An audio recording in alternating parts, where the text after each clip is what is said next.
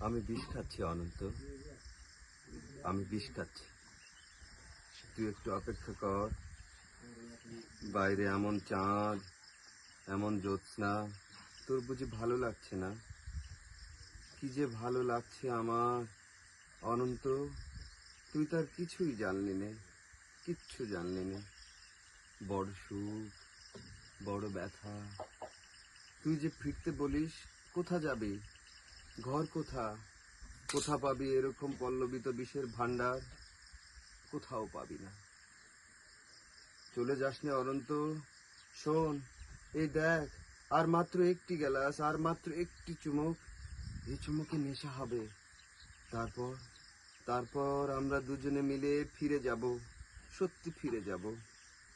ঘরে বুঝি খুব শান্তি, খুব ভালোবাসা, সেই ভালো।